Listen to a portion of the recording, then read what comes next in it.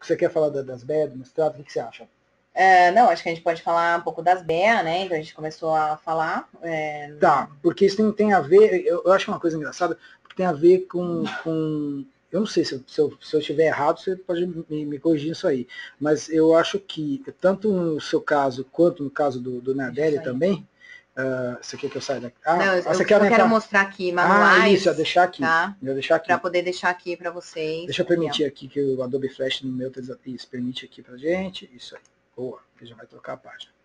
O fascículo 2 e o fascículo 1. Esse já vai abrir o PDF, né? Isso. Muito legal. Aliás, eu preciso fazer o EPUB desse, que o do 1 já fiz. E o pessoal baixa, não. Ah, é?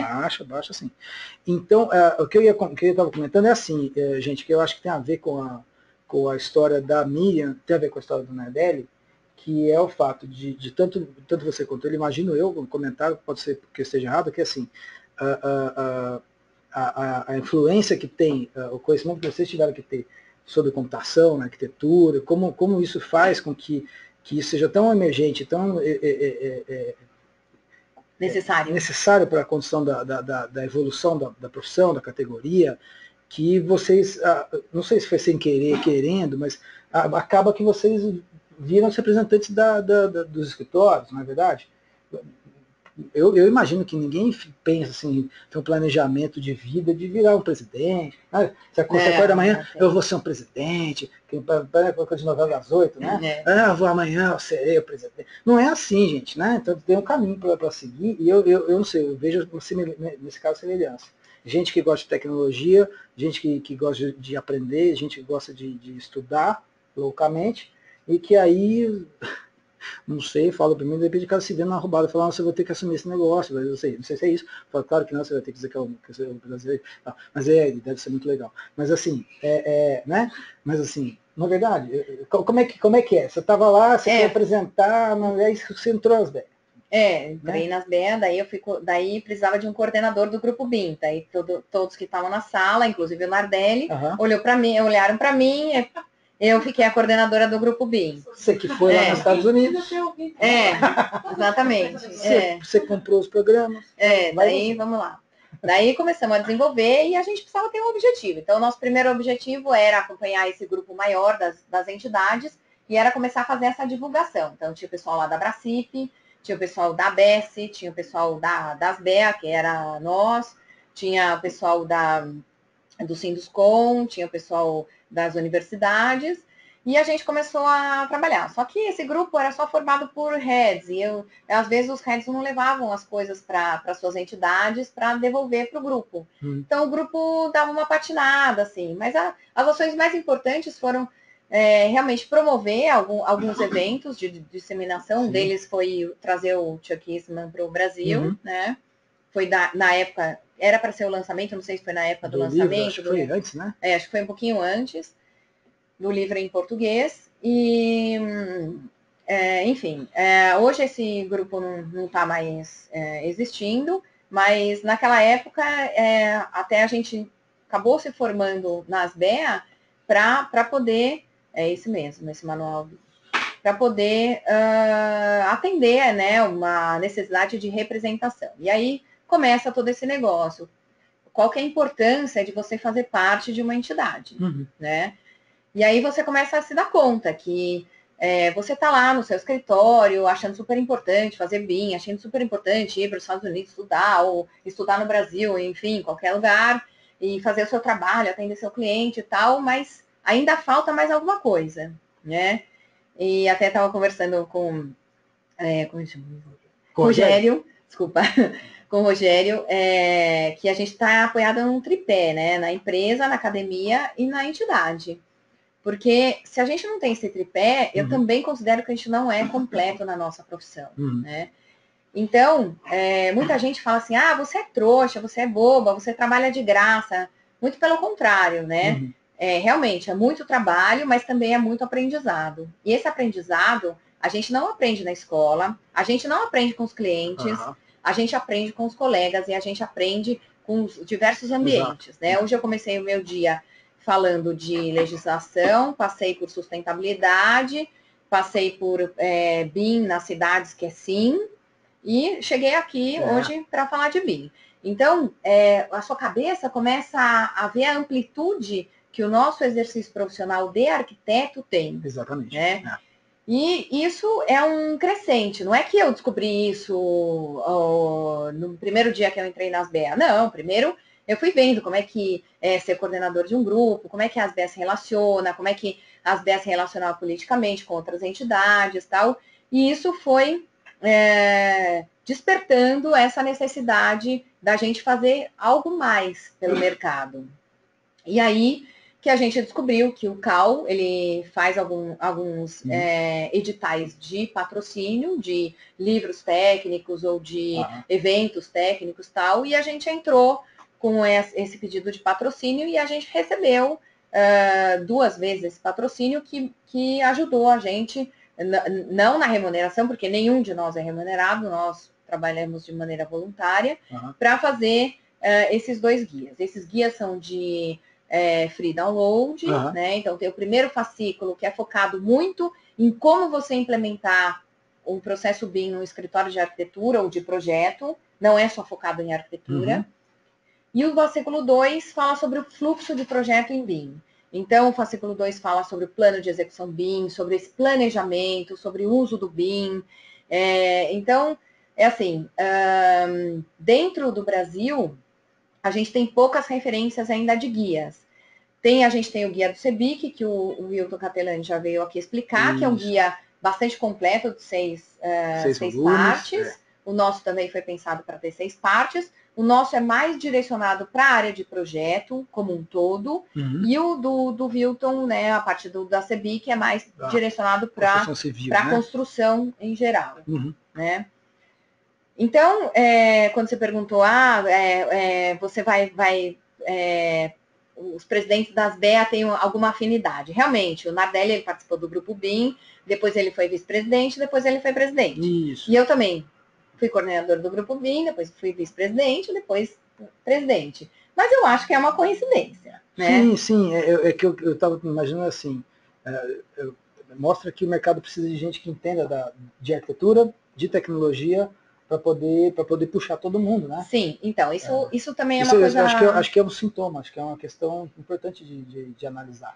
Para você ser presidente de uma entidade como as BEA tem o maior ativo das BEA, as BEA é a Associação Brasileira dos Escritórios de Arquitetura. Então, ela congrega somente escritórios. Escritórios são empresas formalizadas. Elas têm CNPJ, elas têm um contador, elas têm que pagar impostos, têm que comprar softwares originais, tem que assinar atestado de responsabilidade técnica ou registro de responsabilidade técnica, enfim, fazer todas essas coisas regulamentares.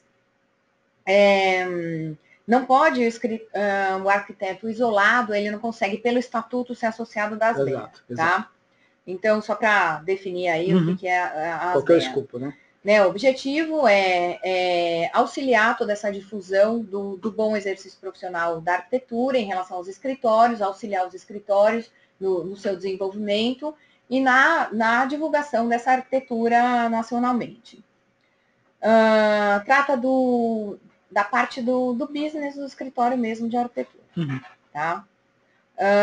Então, quando você ascende para ser presidente, obviamente, você não vai saber de todos esses ativos que a entidade fala. Então, a gente tem lá os grupos de trabalho, como eu já mencionei para vocês, o grupo BIM, a gente tem o grupo de sustentabilidade, o grupo de legislação, normas, contratos e tabela de honorários. Sim. E a gente tem o grupo de exportação de arquitetura. São 6 grupos de trabalho, onde trabalham arquitetos de maneira voluntária.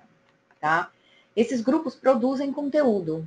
E esse conteúdo é uma das moedas de troca nossa com o mercado. Ou seja, a gente vai pegar coisas difíceis de entender, ou coisas difíceis, a gente vai traduzir essas coisas e vai devolver essas coisas para o mercado. Vai devolver de uma forma, às vezes, especial para os nossos associados. Só o associado tem esse conteúdo, tá? Seja empresa ou seja escritório. Ou de uma forma mais aberta, como é o caso do Guia BIM, que a gente tem o entendimento que essa informação tem que ser amplamente divulgada, tá? Então, isso é free download. Agora, tem informações que só o associado tem acesso. Né? Então, por exemplo, a gente tem um grupo de legislação. Agora, dia 11 de outubro, a gente fez um seminário de legislação. Então, esse seminário traduziu uma série de coisas que estão acontecendo na cidade de São Paulo com o Código de Obras. Então, foi do plano diretor ao Código de Obras. São leis super complicadas de entender e tal. Então, a nossa vice-presidente, que é a Adriana Levinsky, que é a coordenadora do grupo de legislação, fez toda essa tradução para a gente devolver para os nossos associados. Então, a gente entende que isso é o nosso maior ativo, né? E isso faz o diferencial, o grande diferencial da entidade. O presidente da entidade tem a obrigação de entender de todos esses assuntos? Não, ele não tem obrigação, mas muitas vezes ele vai ter que se pronunciar sobre legislação, sobre urbanismo, sobre BIM, sobre normas e tal. Quanto mais ele souber sobre esses assuntos, mais ele vai ser requisitado, melhor, né? E no caso, né, se o cara sabe sobre normas, sobre BIM, sobre sustentabilidade e tal, né, você consegue dialogar melhor, você consegue fazer uma abertura de um seminário, enfim, e você vai trabalhando essas necessidades. Né? Sim, exatamente.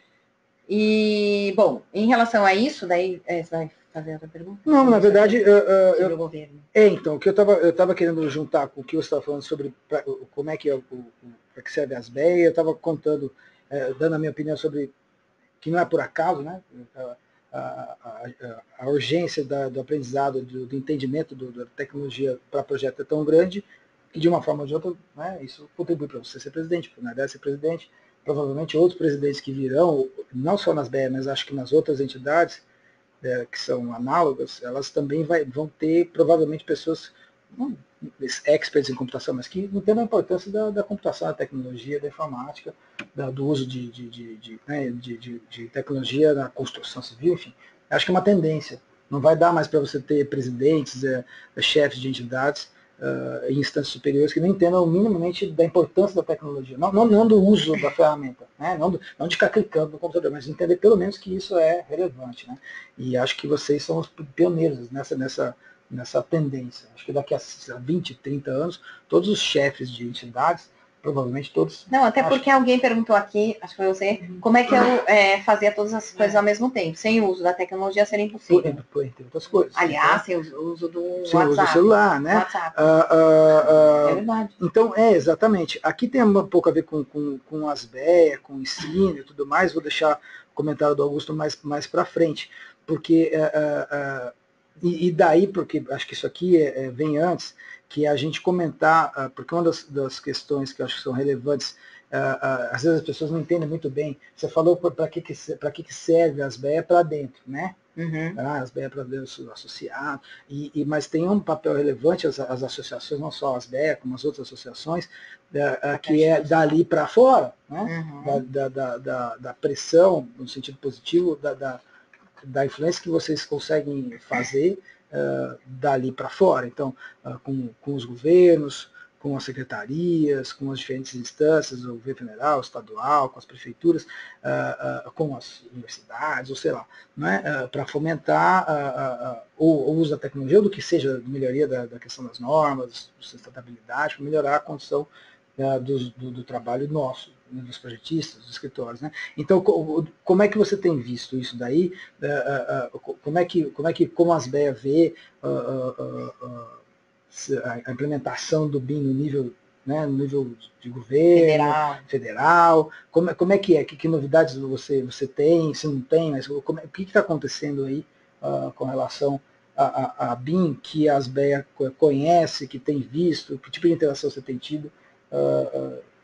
Se essas interações que você tem tido se representam um avanço, você acha que as coisas estão mais legais do que há 5 anos? Como é que é? Então, uma das funções da entidade realmente é representar os seus associados nas outras diversas instâncias. Então, quando eu entrei para a presidência, eu fui fazer uma análise de quantas instâncias nós estávamos sendo representados. E cheguei à conclusão que a gente estava em 35 instâncias, seja em comitê de norma, seja em comitês municipais de política urbana, seja no CAL-BR, seja no CAL São Paulo e assim por diante. As BEA participam de 35... Isso é muita coisa, tá? 35 coisas diferentes. Envolvido com 35... Isso, instituições diferentes. Ou, Então, isso é muita coisa para uma entidade de projeto. Então, eu acho que dentro das entidades de projeto é a que mais realmente participa e é muito ativa. Tanto na esfera municipal, ou seja, com o prefeito, a gente fala diretamente com o prefeito, tanto na estadual, a gente fala com o governador ou com seus secretários, tanto quanto na federal, né? Eu já tive audiência com o presidente atual, em exercício. Tá. Que não é mais exercício, agora é o atual. E também com, principalmente, na representação da arquitetura e de suas questões junto ao nosso conselho, né? Então, dentro do CAL-BR, a gente tem um colegiado de entidades de arquitetura e urbanismo, que chama CEAL. Basicamente, foi esse CEAL, que é esse colegiado formado pelo IAB, pela ABAP, ASBEA, não posso esquecer nenhum agora. ABEA, IFNA, IFENEA, ufa. Se alguém lembrar de mais um. Não, só esse. Que basicamente deu todo o input para a formação do CAL e descolamento dos arquitetos do CREA, tá? Do sistema Confer para o sistema CAL, né? Então, durante todo esse tempo aí, a gente, enquanto ASBEA, mesmo enquanto vice-presidente, na época eu coordenadora do grupo de BIM, a gente vem acompanhando algumas iniciativas governamentais, tá? Então, uma delas é um grupo de BIM que existe na Fiesp, aqui em São Paulo, onde a gente acompanha. Às vezes são convidados algumas pessoas de fora. Nesse grupo, por exemplo, a gente teve...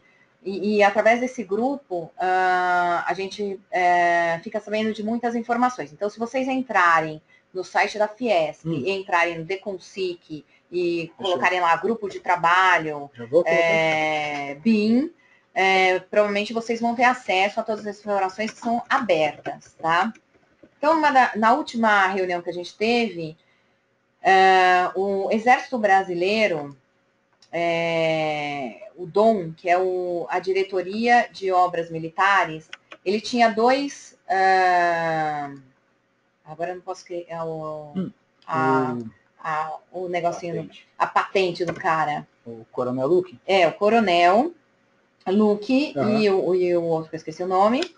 Eles se aposentaram aí do DOM e o Luque foi parar na SPU. Na SPU, que é a Secretaria do Patrimônio da União. Isso. Tá?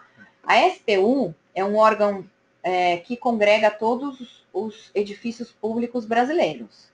Então, quando um cara o que ele fez lá no Exército? Eles fizeram um sistema de georreferenciamento de todas as edificações que o Exército Brasileiro tem no Brasil. Então, seja ela escola, hospital, cabana, qualquer coisa que eles tenham, ele tinha como acessar isso de qualquer lugar do Brasil com um computador. É muito legal. E isso foi através do sistema Opus que eles desenvolveram e foi baseado também em BIM. Quando o cara clicava nesse georreferenciamento, davam várias informações.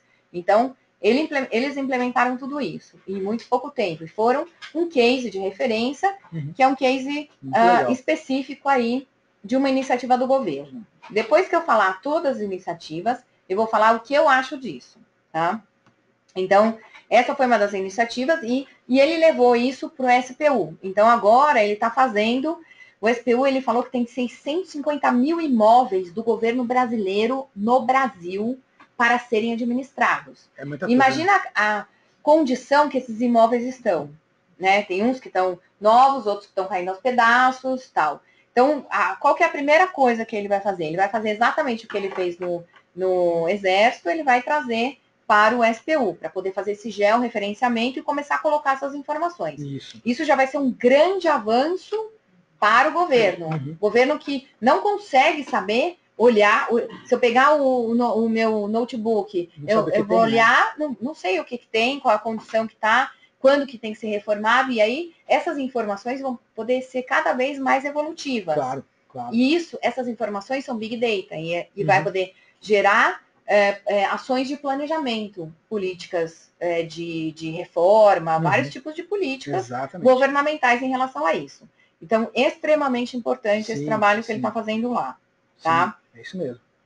Bom, se vocês entrarem dentro do site do SPU, também vocês vão ver que tem várias palestras lá do ex-coronel Luque, sobre no site da SPU. Vou escrever BIM Luque, deve aparecer.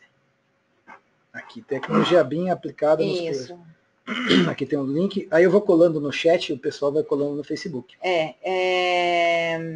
Bom, aliado a isso, a Câmara dos Deputados, tá? Ela está com uma frente parlamentar que foi aberta em 2015, tá? Essa frente parlamentar, ela tem um presidente, que é um deputado federal, que chama Júlio Lopes, e ele está em defesa de fazer uma lei onde seja obrigatório a contratação de projetos por licitação pública em BIM, tá? Isso não está ainda definido, nem aprovado, tal.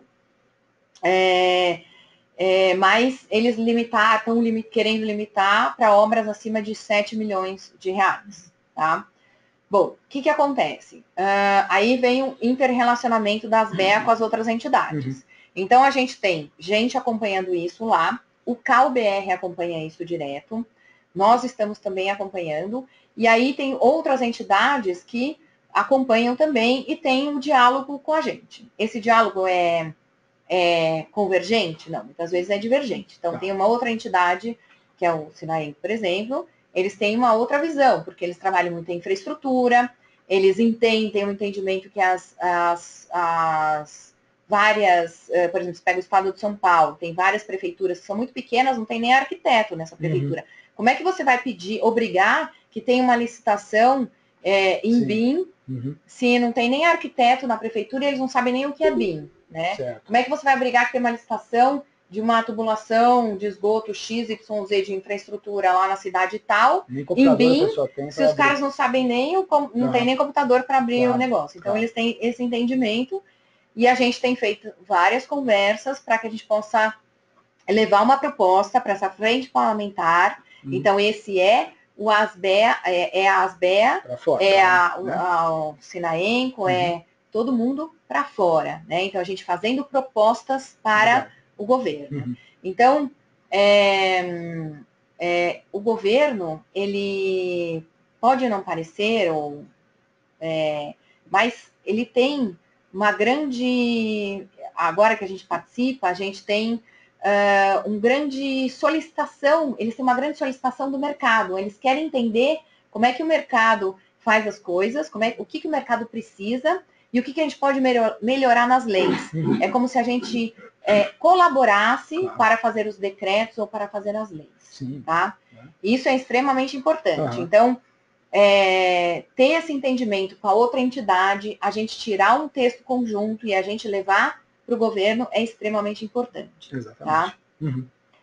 Amanhã mesmo vai ter uma reunião em Brasília, onde o pessoal do CAL, até estou aqui no celular com eles, por isso que eu estava lá, da Lei Brasileira de Inclusão, onde a gente está fazendo uma série de considerações em relação ao mercado imobiliário, em relação à nossa preocupação com o envelhecimento da população, tudo isso e tal. E isso faz parte de uma das iniciativas das BEA, por exemplo, de fazer todo esse debate com o governo, que está colocando uma lei e às vezes a gente precisa ficar atento. O que essa lei está falando? Claro. O que isso vai repercutir no nosso exercício profissional? O que isso vai repercutir na nossa atividade profissional, no nosso projeto? E não é só hoje. Você não pode recortar 2016, né? Quero saber em 2026, porque essa lei vai continuar aí para frente, né? Então, quando você vai colocar uma lei que vai dar obrigatoriedade de BIM em todas as licitações públicas, a gente precisa ver como é que vai ser. Exatamente. Tá certo? Então, com certeza, isso vai evoluir. Isso é uma questão natural. Por quê? Porque nos países mais ou menos desenvolvidos, onde a gente pode observar que também a iniciativa de implementação do BIM no país foi top-down.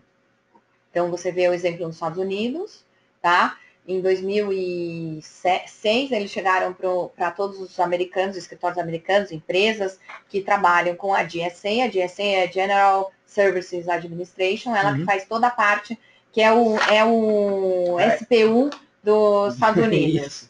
Eles que fazem a gestão de todos os edifícios públicos. Então, desde uma biblioteca, uma escola, um edifício público qualquer, um hospital público, pode ser. as contratações dos projetos seriam todos em BIM, e bem como o restante do ciclo de vida aí da edificação. Mas para isso, eles estabeleceram em 2006, sei lá, contaram para a comunidade, e depois estabeleceram, sei lá, 2 anos, 3 anos, a partir de 2008 que isso passou a valer. Tá? Na Inglaterra foi a mesma coisa, o RIBA fez toda... E para isso eles fazem os mandates, para isso eles fazem um guia oficial do governo, ou seja, você vai ter que seguir de acordo com essas e essas diretrizes, tal. Então é todo um planejamento para se chegar lá. Não é falar assim, amanhã vai ser tudo em BIM. Não é assim que funciona, não pode ser assim. Então tem um processo gradativo de implementação.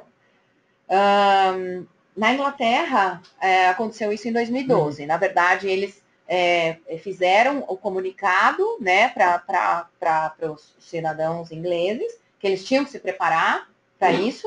E em 2012, eles fizeram, né, tanto que tem o manual do RIBA, tal, vocês podem fazer download também, free download. E tem os níveis, né, 2016 tem outro nível. Enfim, isso, e daí eles vão evoluindo. Bom, aí, além disso, o que mais que eu tenho para falar? Muita coisa, né? Muita coisa. A gente participou esse ano, enquanto Asvea, de um BIM Fórum, e foi a primeira vez que teve isso, que os engenheiros e arquitetos invadiram um seminário de advogados. Fico pensando, você falar, né? Os arquitetos e engenheiros invadindo. Invadiram. Nós invadimos. Abriu a porta. Exatamente isso. Abriu a porta e invadiu. Seus advogados. Obviamente foi tudo combinado. Tá? Então tá bom. Advogado pode. Então, obviamente, antes, né, a gente sentiu... Então, o BIM vem evoluindo bastante, mas a gente vai chegar lá... Mas é importantíssimo isso. Como é que foi lá com os advogados? Então, o SCL, que é Society Construction Law, né, então é uma organização internacional, inglesa, que faz uma regulamentação da construção, de todas as leis de construção, e tem capítulos em vários países, né?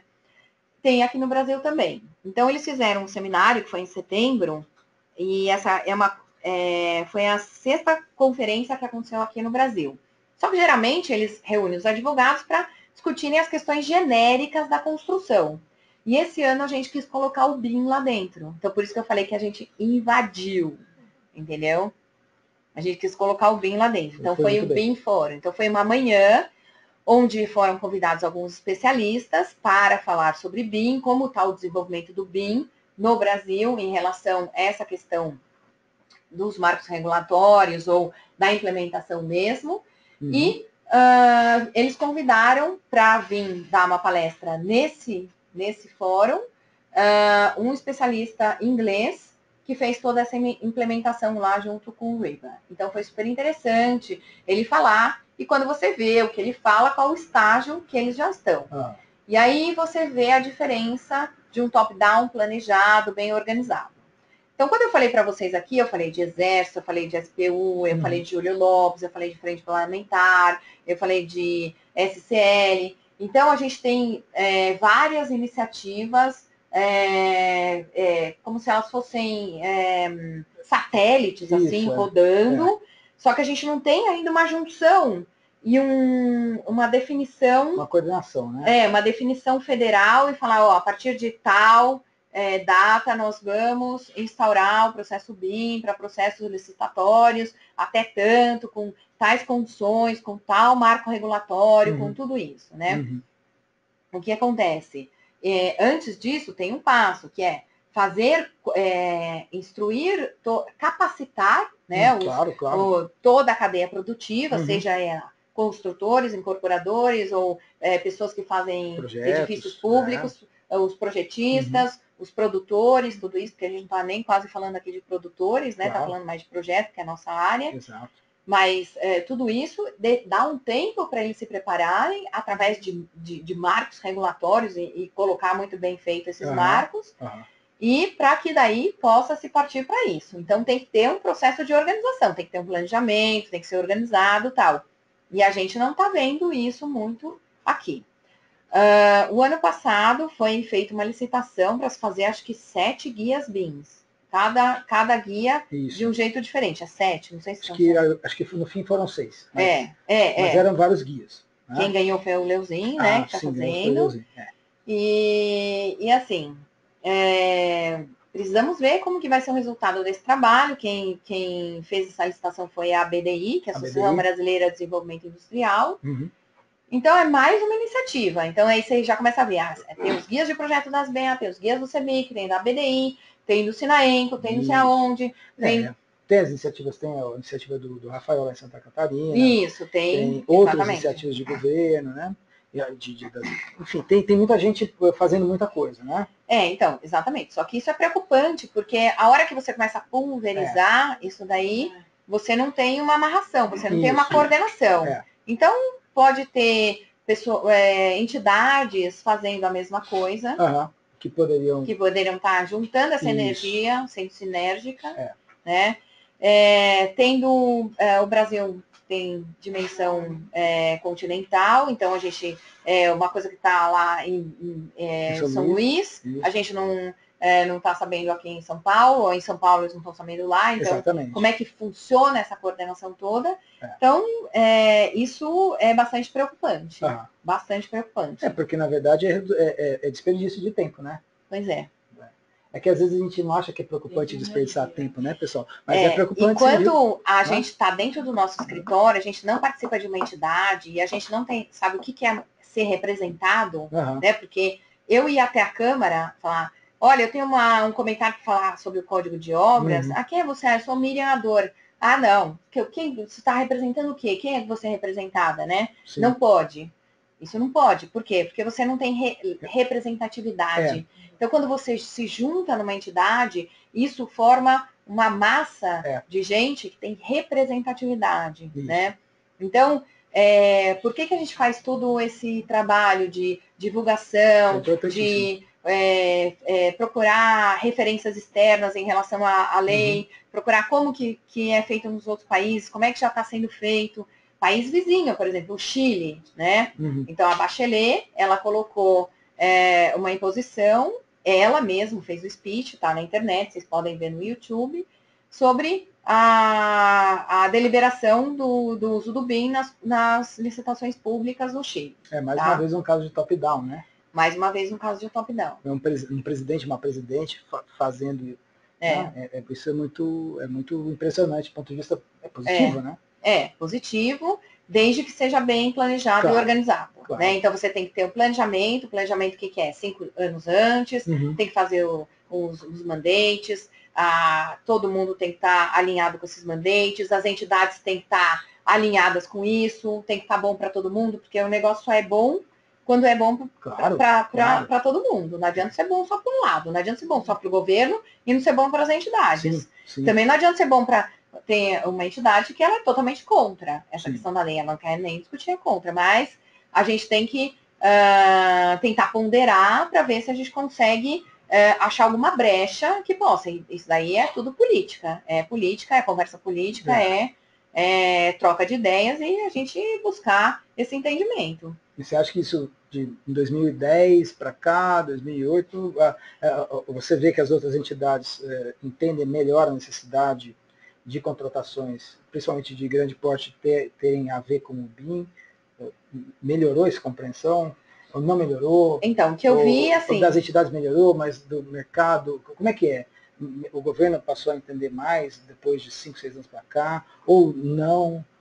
Como é que você vê? Então, eu acho que cada vez mais o governo tem entendido mais disso. Inclusive, eu tive uma visita na Caixa Econômica Federal, lá em Brasília, com o arquiteto da Caixa, e percebo que eles têm um grupo de trabalho lá, que eles já desenvolvem vários trabalhos em BIM para poder analisar projetos para dar financiamento para imobiliário.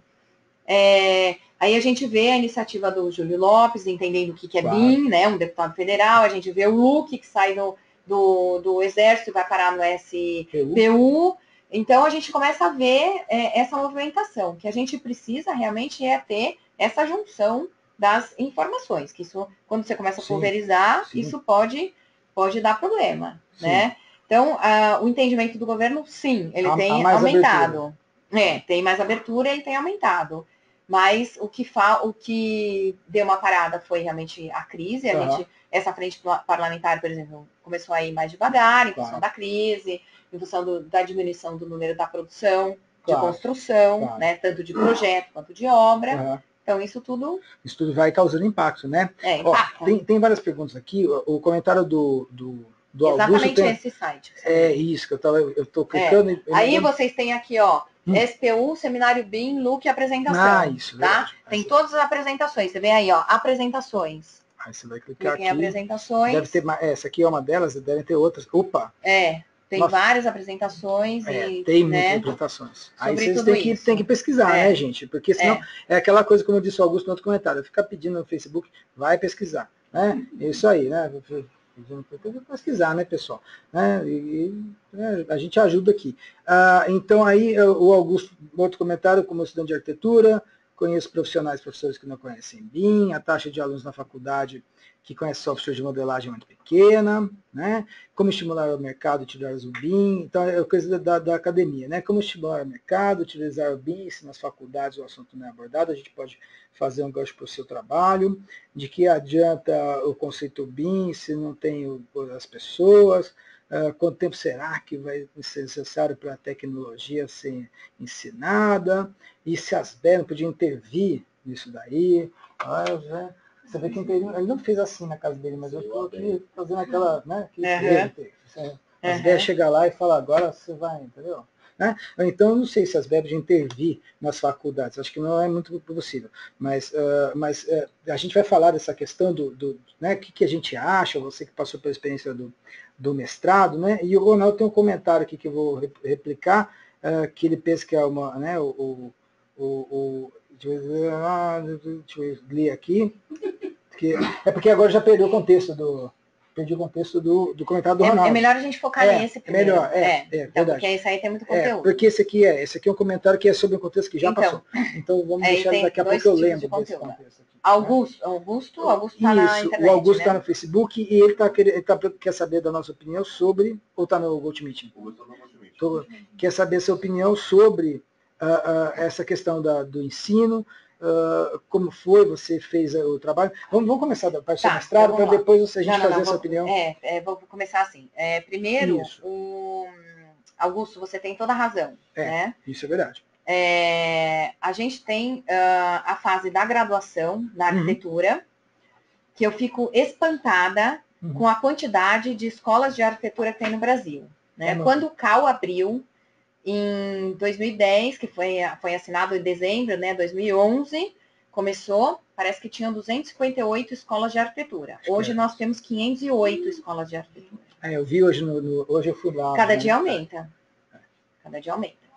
Então, como, primeiro, controlar a qualidade desse ensino e dentro dessa qualidade do ensino, como inserir toda essa nova ferramental, a nova tecnologia, tudo isso. Então, é um crescimento de progressão geométrica, parece, que se reproduz que nem não sei o que, essas escolas de arquitetura no Brasil. É uma preocupação de uma entidade chamada ABEA, que é a Associação Brasileira de Ensino de Arquitetura. Tá? Então, eles têm um trabalho super amplo em relação... Eu agora tenho convivido bastante com a presidente lá, que é a Andréa Vilela, arquiteta e urbanista, e também com outros participantes dessa área de ensino lá no CAL-BR. E a preocupação em relação às grades curriculares e como tratar essa proliferação desses cursos de arquitetura. Inclusive agora tem a questão do EAD aplicado, então quer dizer...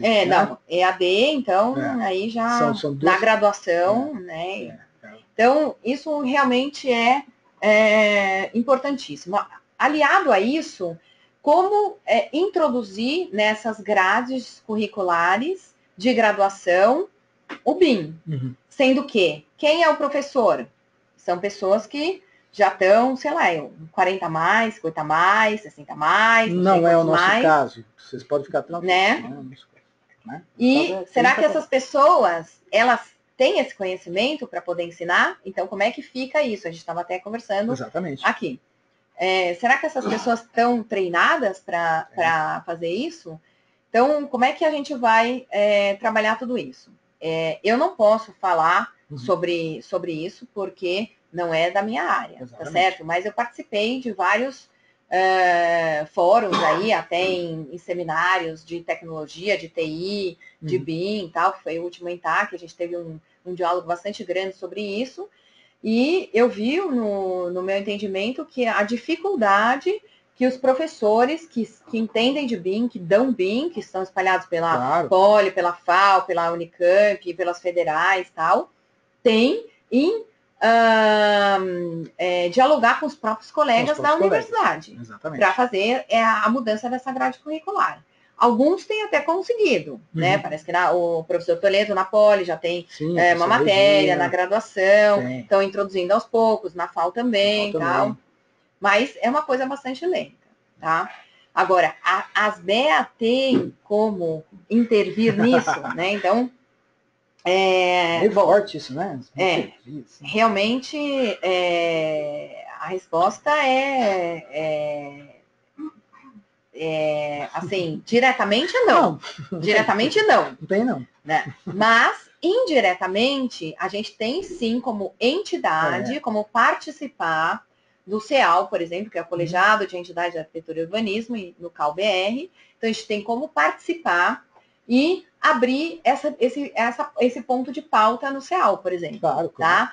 Então, é um ponto de pauta sobre a discussão da implementação do BIM nas universidades e como que eles estão vendo isso. Então, aí sim, a entidade ASBEA tem como recolher a opinião dos nossos associados, ver como que os arquitetos novos, recém-formados, estão entrando nos nossos escritórios, o que isso está representando de impacto nos nossos escritórios e como é que a gente pode mostrar isso num diálogo com as outras entidades no colegiado. Então, diretamente, não. A gente não tem como intervir, mas indiretamente, sim. A gente tem como levar esses dados. Então, por exemplo, puxa, os meus escritórios associados, eles recebem arquitetos muito mal preparados nessa parte de BIM. Então, isso mostra que a gente tem que ter uma demanda realmente para a implementação disso cada vez maior nas faculdades, no ensino da graduação. Esse é o papel das instituições, né? Isso, exatamente. Para isso que elas servem. E aí o governo é que tem que fazer daí, mais uma vez, né, eu tenho que me valer de experiências internacionais. Em 2008, quando eu estava lá em Carnegie Mellon, eu fui também para Penn State. Daí, lá eu vi presencialmente, ocorrendo uma reunião, isso era 2008, faz 8 anos, onde o professor já era uma matéria curricular de BIM mesmo. Na graduação. Ele estava fazendo uma reprodução de uma reunião multidisciplinar de coordenação de BIM 3D, 2008, onde ele pegou um aluno da arquitetura, alunos da arquitetura, da hidráulica, da engenharia de hidráulica, de sistemas hidráulicos, da engenharia de ar-condicionado, de estrutura, de elétrica, e estavam todos reunidos numa sala fazendo a coordenação 3D de um projeto que eles tinham, que o setor de arquitetura tinha feito, que eles estavam trabalhando. Ou seja, isso a gente está falando de 8 anos atrás lá. Imagina como eles estão hoje, né? Imagina como esse profissional sai da escola preparado para o mercado, né? Porque o mercado é multidisciplinar e cada vez mais. E BIM exige multidisciplinaridade. Integrado, né? Colaborativo. Colaboração. Com certeza. Então, uma coisa preocupante nas universidades é você ver que ainda estamos trabalhando muito em guetos, né? Claro. E esses guetos não estão se comunicando. Então, se o BIM pressupõe a colaboração e a gente não está exercitando essa colaboração na universidade, como é que a gente vai exercitar isso no nosso exercício profissional no mercado? Isso é muito complicado. Porque essa é uma questão cultural, né? É uma questão que parte da gente entender, mudar o nosso modo de trabalhar. Então, só que tem os professores que já ensinam BIM, principalmente na pós-graduação, eles têm esse entendimento e tentam levar isso para a graduação, mas eles têm vários entraves. Eles têm os entraves curriculares, têm os entraves de aprovação dos currículos e coisas que eu nem posso falar porque eu não sei. E talvez em alguns lugares, não sei se todos, mas talvez tenham até problemas estruturais, mesmo equipamento, máquina. Sim, problemas estruturais, de infraestrutura, exatamente. Até problemas políticos dentro da própria universidade, né, de convencimento dos colegas, por que introduzir essa matéria é importante, né? Então o cara vai achar que ele quer introduzir porque ele sabe, então ele quer, né? ele sabe mais que os outros, então isso é poder, então ele vai ficar mais poderoso. Então, tem toda essa dificuldade. É sempre uma complicação mesmo. E isso é péssimo, porque quem perde somos nós. Quem perde são os estudantes, quem perde é o mercado.